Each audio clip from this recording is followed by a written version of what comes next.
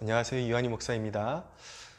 매일 아침에 우리 교회 새벽 설교 영상을 찍어서 새벽 날개라는 이름으로 내보내곤 했습니다. 그런데 앞으로 당분간은 그 새벽 때 나누었던 그런 묵상의 내용들을 신학이 있는 삶이라는 그런 카테고리에 엮어서 함께 나누도록 하겠습니다. 참고해 주시기 바라고요. 신학이 있는 삶 하니까 굉장히 좀 어떻게 보면 좀 딱딱하게 느껴질 수도 있고 좀 학식적인 것을 추구하는 사람들에게 해당되는 내용 아니냐라고 그렇게 오해하실 수 있을 텐데요. 그런 것이 아니고 모든 목회자를 비롯해서 성도들 또한 하나님을 탐구해가는, 그리고 하나님에 대한 바른 지식을 추구하는 신학자를 자처해야 하는 것이 사실입니다. 그래서 그렇게 하나님을 탐구하는 과정 가운데 하나님에 관한 지식을 우리가 발견해내고 그것을 머릿속에만 저장해두고 그냥 지식으로 끝내는 것이 아니라 그것을 삶으로 이렇게 발휘하는 것이, 살아내는 것이 우리 신앙인들의 과제 아니겠습니까? 그래서 우리가 하나님을 탐구하는 중에 알아낸 그런 정보들, 하나님에 관한 지식들을 삶으로 살아내야 한다는 그런 의미에서 신학이 있는 삶이라고 명칭을 붙여보게 된 것입니다. 오늘은 생명의 성 야고보서 2장 14절에서 26절 본문으로 말씀을 좀 나눌 텐데요. 자, 오늘 성경이 계속해서 우리 성도들에게 진정으로 구원받는 신앙에 대해서 도전하고 체크해 볼 것을 요구하고 있다는 사실을 기억하시기 바랍니다. 야고보서 하면 행함을 강조하는 책이기 때문에 단순히 실천에 관한 책이다, 그렇게 오해하실 수가 있는데 아닙니다. 여전히 구원에 관한 책이고 진정한 구원이 무엇이냐에 대해서 성도들에게 도전하는 책이라고 말씀드릴 수가 있겠습니다. 규결적으로 말씀드리면 구원받는 믿음은 그 개념과 우리가 고백하는 내용과 그리고 실천이 일치해야 한다는 것을 말씀하고 있는 것입니다. 자, 우리 주변에는 생각보다 많은 경우에 참으로 기만적인 신앙을 가지고 있는 사람들이 눈에 띄입니다. 모든 면에 있어서 믿음에 관한 개념은 머릿속으로는 다 알고 있습니다.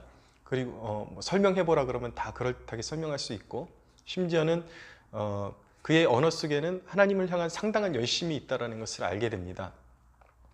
제가 실제로 경험했던 몇몇 사람들을 보면은 실제로 누구보다도 더 그런 진리를 사수하고자 하는 그런 정의감 또한 있고, 또 신앙에 대해서 이야기할 때 하나님에게 생명까지 드리는 게 신앙 아니냐, 그렇게 이야기하는 사람들도 있었습니다. 근데 문제는 무엇이냐면 그들의 믿음은 이런 것이다, 신앙은 이러해야 된다, 심지어는 한국교회의 여러 가지 문제들을 보면서 가슴 아파하면서 그런 문제들을 지적하고 한국교회 부패성에 대해서 가슴을 치며 통탄하는 사람들이 신앙의 이제 기본기로 들어가서 그런 개념적인 것에서 벗어나서 실천적인 면으로 들어가서 자기가 믿음으로 고백하는 바, 예를 들어서 나의 시간은 온전히 다 하나님의 것입니다, 나의 물질은 온전히 다 하나님의 것입니다, 여기까지는 다 고백이 일치합니다.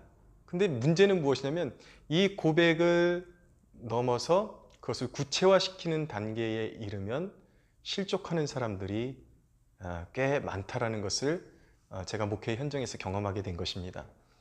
물론 큰 대형 교회에서 열심히 있는 사람들 사이에 그 틈바구니에 수많은 사람들이 끼어 있을 때는 그런 것이 가시적으로 잘 드러나지 않습니다. 근데 작은 교회에서는 그런 것들이 굉장히 이렇게 쉽게 눈에 들어오기 때문에 금방 알 수가 있게 되죠. 그래서 심지어는 모든 면에 있어서 마치 평상시에 믿음에 대해서 고백할 때는 생명 다해서 생명까지 드릴 수 있을 것처럼 그렇게 고백했던 사람들이 실제적인 어떤 시간을 드리는 문제, 그리고 물질을 드리는 문제, 이런 실제적인 그런 지침으로 들어가면은 교회를 그만 나오거나 교회를 안 다니거나 아니면 교회를 옮겨버리거나 이런 경우들까지 발생하곤 한다는 것이죠. 근데 여러분, 이것이 과연 진정한 구원받는 믿음이라고 말할 수 있을까? 오늘 야고보서는 그런 믿음에 대해서 분명히 단호하게 기만적인 믿음이고 굉장히 오늘 이 야고보서는 굉장히 단호한 어조까지 사용하면서 그런 믿음에 대해서 책망하고 있다는 것을 보여주고 있습니다. 근데 믿음이라는 것은 무엇입니까? 믿음은 굉장히 구체적인 데 있어서도 내가 고백하는 내용과 그 실천이 일치할 수 있어야 하는 것입니다. 자, 14절 이하에 보면 내 형제들아 만일 사람이 믿음이 있노라 하고 행함이 없으면 무슨 유익이 있으리요? 그 믿음이 능히 자기를 구원하겠느냐? 만일 형제나 자매가 헐벗고 일용할 양식이 없는데 너희 중에 누구든지 그에게 이르되 평안히 가라 덥게 하라 배부르게 하라 하며 그 몸에 쓸 것을 주지 아니하면 무슨 유익이 있으리요? 이와 같이 행함이 없는 믿음은 그 자체가 죽은 것이라. 어떤 사람은 말하기를 너는 믿음이 있고 나는 행함이 있으니 행함이 없는 너의 믿음을 내게 보이라. 나는 행함으로 내 믿음을 너에게 보이리라 하리라. 네가 하나님은 한 분이신 줄 믿느냐? 잘하는도다. 귀신들도 믿고 떠느니라. 좀 충격적인 그런 메시지죠. 귀신들도 믿고 떠느니라. 굉장히 도전적이고 굉장히 이런 가식적인 믿음, 이런 어떤 모순적인 믿음에 대해서 사도 야고보는 굉장히 강한 어조로 비판하고 있다는 것을 보게 되는 것입니다.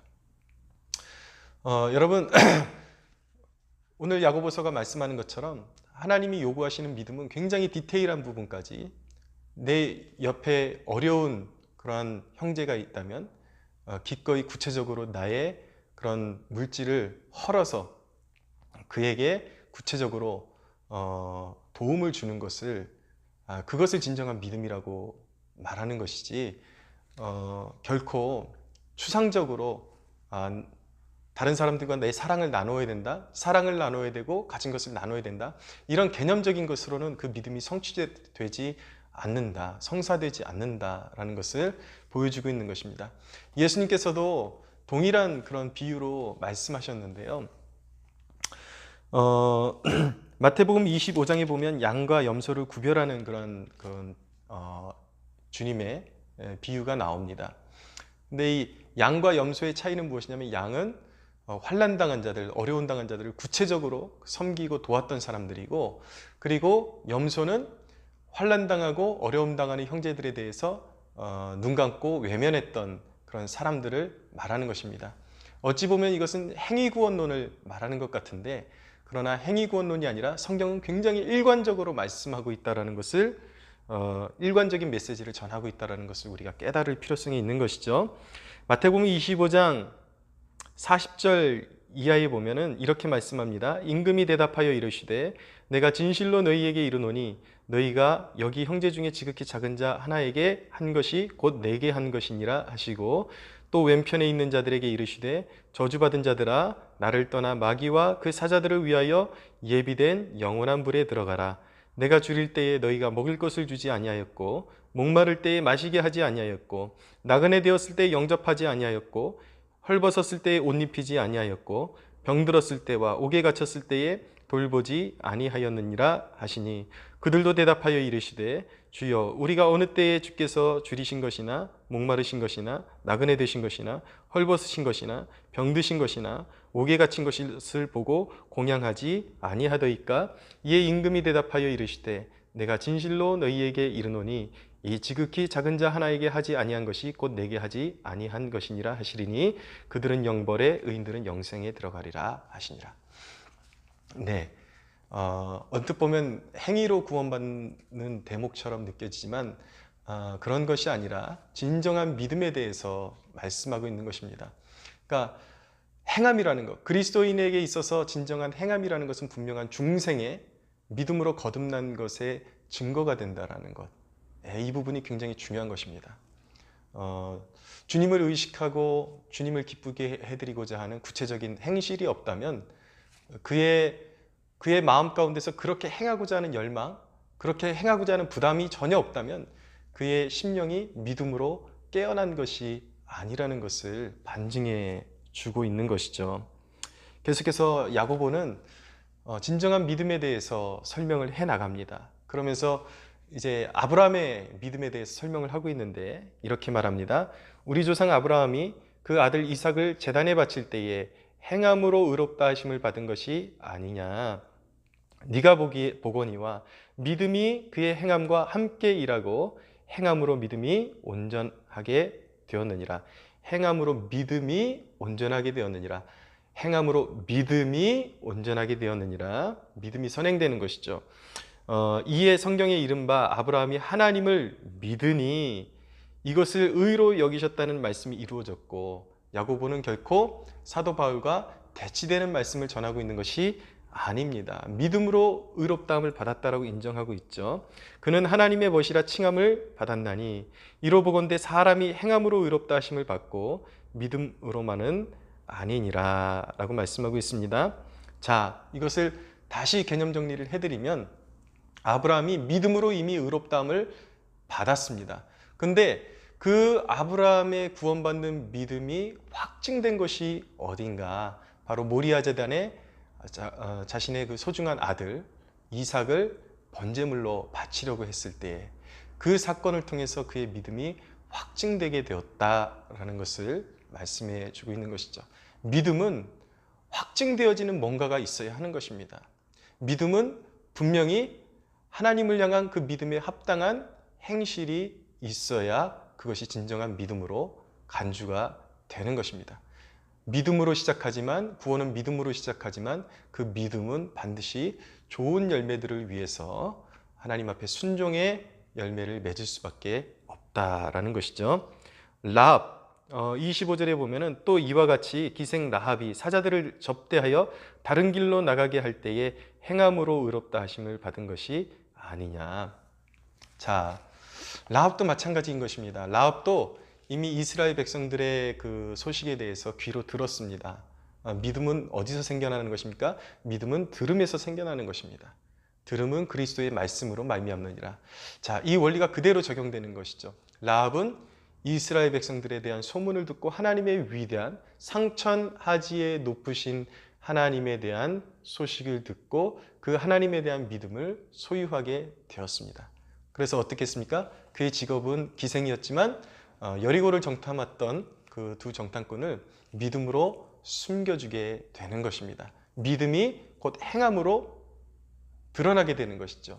진전되게 되는 것이죠. 어쩌면 라합은 믿음이 생기고 나서 바로 그 기생이라는 그 직업을 당장에 버릴 수 있는 것은 아니었다 할지라도 아직도 그의 삶 가운데 죄된 삶이 지속되고 있었지만 그의 심령 안에는 믿음으로 말미암아 놀라운 그런 현격한 변화가 이미 심령 안에서 일어나기 시작했고, 아직까지 죄된 삶 가운데 몸담고 있었지만 전체적인 삶의 방향이 위대하신 하나님을 위한 삶으로, 하나님의 나라에 공헌하는 그런 행동으로 그의 삶이 바뀌고 있었다는 것을 보여주고 있는 것이죠. 그래서 믿음으로 라합은 정탐꾼들을 숨겨주었습니다. 그래서 이후에 이제 완전히 그 라합이 회심했다는 것을 알게 되고 이제 그 메시아의 족보에 들어가는 그런 영예까지 누리게 되는 것입니다. 26절의 말씀이 이제 쐐기를 한번 확 박아주죠. 영혼 없는 몸이 죽은 것 같이 행함이 없는 믿음은 죽은 것이니라 라고 그렇게 설명하고 있는 것입니다. 자, 여러분, 우리가 구원받는 믿음을 가지고 있는지 그것을 확증하기 위해서 너희가 믿음 안에 있는지 날마다 그것을 확증하고 점검하라고 사도 바울이 우리에게 도전하고 있지 않습니까? 그렇다면 그것을 우리가 매일의 삶 가운데 실천해야 되는데, 우리가 진정으로 구원받는 믿음을 가지고 있는지 그것을 체크해 볼 수 있는 좋은 방법 중에 하나가 나의 믿음이 믿음으로부터 출발해서 나의 믿음이 진정한 믿음인지 그 믿음의 그 속성, 믿음의 진위성에 대해서 체크해 보는 것도 중요하지만, 진정으로 가장 좋은 방법 중에 하나가 무엇이냐면 그것을 거꾸로 거슬러 올라가 보는 것입니다. 무엇이냐면 우리의 삶 가운데 강론으로부터, 우리의 삶 가운데 구체적인 실천의 영역으로부터 나의 믿음이 진위성을 가지고 있는지 거슬러 올라가 보는 것입니다. 믿음에서 실천이 아니라 실천에서 믿음으로 한번 거슬러 올라가 보는 것이죠. 나의 어떤 시간의 영역에서 나의 시간은 내가 고백하는 믿음에 맞게 활용되어지고 있는가? 그리고 나의 물질의 생활은 내가 고백하는 믿음에 맞게 하나님께 드려지고 있고 적당한 용도로 하나님 나라를 위해서 내가 기꺼이 아낌없이 사용하고 있는가? 이런 것들을 살펴보는 것이죠. 시간, 물질, 관계, 그리고 봉사면에 있어서 한 가지 부연해서 드리고 싶은 이야기는 무엇이냐면 최근에 성도들의 모습 가운데 이런 모습들이 참 많이 있다는 것을 알게 됩니다. 무엇이냐면 자신이 원하는 교회를 취사 선택하려고 하는 것이죠. 물론 자신이 원하는 교회를 선택하는 것은 맞지만 제가 말씀드리는 경우는 좀 다른 경우입니다. 어떤 예를 들어서 설교 좋은 교회, 뭐가 좋은 교회, 그러면 그 교회에 일단 등록을 해놓고 자기가 원하는 것은 취해 갑니다. 그러나 정작 교회가 원하는 그런 봉사나 헌신이나 기도에는 함께 하지 않고 오히려 주중에는 자기 교회에서 몸담고 자기 교회의 부흥을 위해서 같이 헌신하기보다는 어디 뭐 좋은 집회 있다, 어디 누구 좋은 강사가 있다, 어디 좋은 선생이 있다 그러면 자기가 좋아하는 것만 다 쏙쏙쏙쏙 빼먹는 그러한 신앙을 가진 사람들이 제법 있다는 것을 알게 됩니다. 물론 여러분 내가 속한 교회 외의 외부 활동들 그것이 공인되고 건강한 활동이라면 충분히 할 수 있습니다.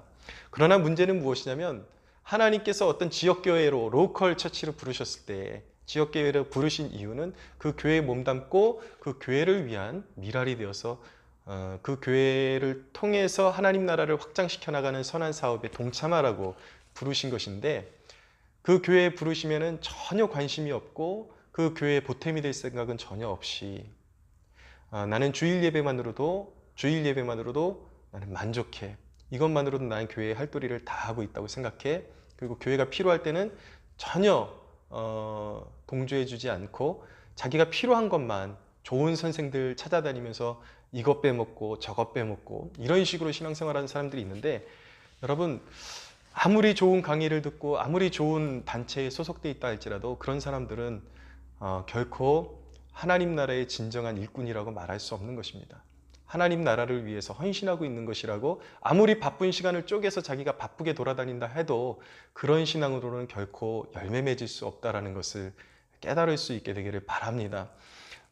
굉장히 좋지 않은 신앙이에요. 내 멋대로 신앙을 정의하고 내 편한 대로 마음만 있으면 된다라고 생각하면서 주장하면서 실질적인 행동과 하나님 나라에 필요한 액션은 취하지 않는 믿음. 여러분 오늘 사도 야고보가 다소 굴욕적으로 성도들에게 핀잔을 주고 도전하는 이 말씀의 대목을 마음에 각인하십시오. 네가 하나님은 한 분이신 줄 믿느냐? 잘하는도다. 귀신들도 믿고 떠느니라. 여러분은 구원받는 신앙을 소유하고 계십니까? 여러분들이 이 강론으로부터 출발해서 구원을 확신할 수 없다면 여러분들은 그 행함에서부터 여러분들을 바꾸려고 하는 것이 아니라 여러분들의 진실한 믿음, 진실한 마음, 진실한 여러분들의 그런 삶을 주님 앞에 복종시키고 드릴 수 있도록 그렇게 해야 하는 것입니다. 그리고 주님이 자정하셔서 여러분들의 삶을 다스려 주시도록 그렇게 각성하고 깨어나야 하는 것이죠. 그리고 여러분들이 분명히 거듭남의 체험이 있음에도 불구하고 제가 말씀드린 것과 같이 그렇게 뿌리 없고 그렇게 기초 없는 신앙생활을 하고 있다면 각성하셔야 하는 것입니다. 시작은 믿음으로 올바르게 시작했지만 결국 그런 믿음으로는 좋은 열매 맺을 수 없고 하나님 나라에 이바지할 수도 없습니다. 하나님께서 우리를 부르신 이유는 무엇입니까? 선한 열매를 맺는 하나님의 친백성으로 우리를 삼으시기 위해서, 사용하시기 위해서 부르셨다는 것을 잊지 마시고 여러분들의 믿음의 진위성을 오늘 실천의 영역에서 거슬러 올라가 봐서 한번 진단해 볼 수 있는 오늘 하루가 되시기를 축복하고 여러분들이 진정한 믿음 안에서 발견되어지는 그런 축복을 누리시기를 예수님의 이름으로 축복합니다.